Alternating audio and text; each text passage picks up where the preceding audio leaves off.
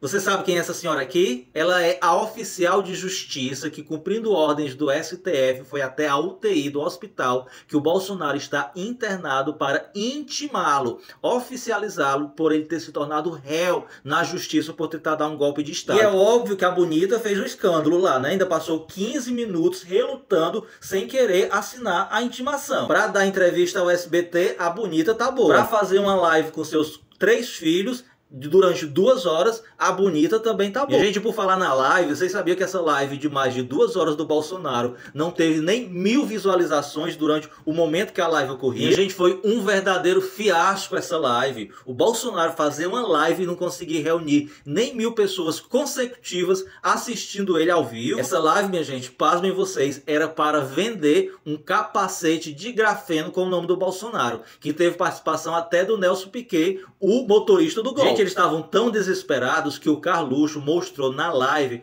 uma foto do bucho do Bolsonaro aberto. E por falar em réu, vocês ficaram sabendo que ontem, por unanimidade, a primeira turma do STF tornou réu este rapaz aqui, o Silvinei Vasque, que então era diretor-geral da PRF, o responsável por bloquear as rodovias no segundo turno e tentar impedir que os eleitores do Lula votassem. Quem também se tornou réu foi o Felipe Martins, um dos autores da minuta golpista. E, gente, e foi tão constrangedor a defesa do Felipe Martins ontem que o advogado dele, que era um ex-desembargador que se aposentou, que virou advogado dos bolsonaristas, disse que o Felipe Martins estava sendo crucificado igual Jesus Cristo. Olha a falta de noção, a falta de preparo desse tipo de gente. Quem também se tornou réu foi o Mário Fernandes, general do Exército, o Marcelo Câmara, coronel do Exército, a delegada da PF, a Marília, a responsável por mapear todos os locais onde o Lula teve mais votos no Nordeste para impedir que os eleitores fossem lá votar. E o Fernando de Souza, também delegado da PF. Minha gente, como é que esse povo coloca a sua carreira, a sua estabilidade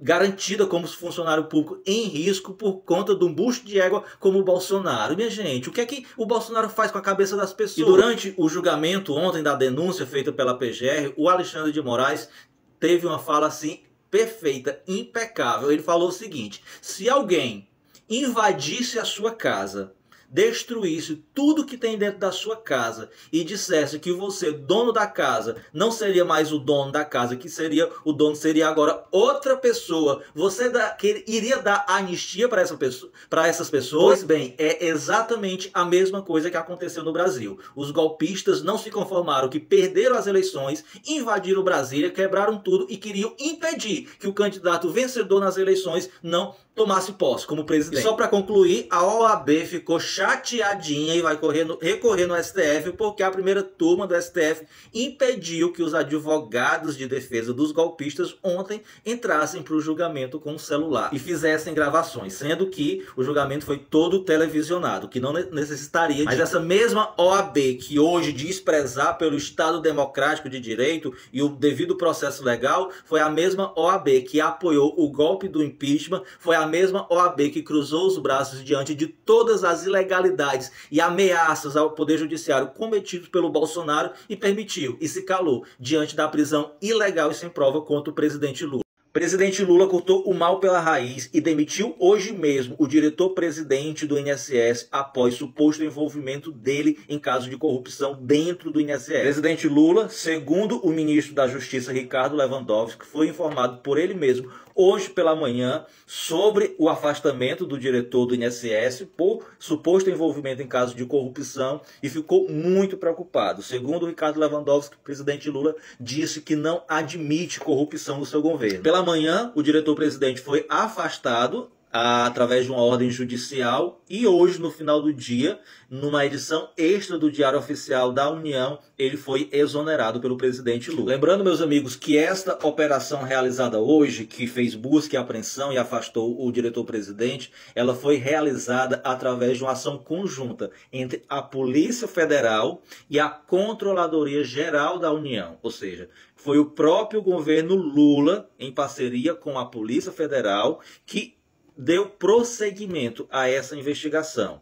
Este caso de suposta corrupção, ela vem desde o governo Michel Temer, passando por todo o governo Bolsonaro. Ou seja, passou pelo Temer, passou pelo Bolsonaro e ninguém nunca foi atrás de investigar essa corrupção dentro do INSS. Foi o próprio governo Lula que viu o sinal de alerta e foi atrás. Junto com a demissão do diretor-presidente do INSS, o governo Lula também determinou que todas as associações envolvidas nos descontos ilegais na folha de pagamento dos aposentados e pensionistas do INSS, elas teriam todo tipo de contrato rompido com o Instituto. Resumo da parada, meus amigos, não adianta vir com fake news e querer associar esse caso de corrupção do INSS ao governo Lula. Muito pelo contrário, esse caso de corrupção existia no governo do Michel Temer, passou todo o governo do Bolsonaro desapercebido e foi no governo Lula, através da Controladoria Geral da União, que foi descoberto este grande esquema de corrupção dentro do INSS. E não para por aqui não, viu? Fica aí que tem mais notícias interessantes para você. O deputado do União Brasil, Pedro Lucas, recusou o convite do presidente Lula para ser ministro das Comunicações no lugar do Juscelino Filho, também do União Brasil. O motivo da recusa foi por uma divisão interna dentro do União Brasil, onde uma parte dos deputados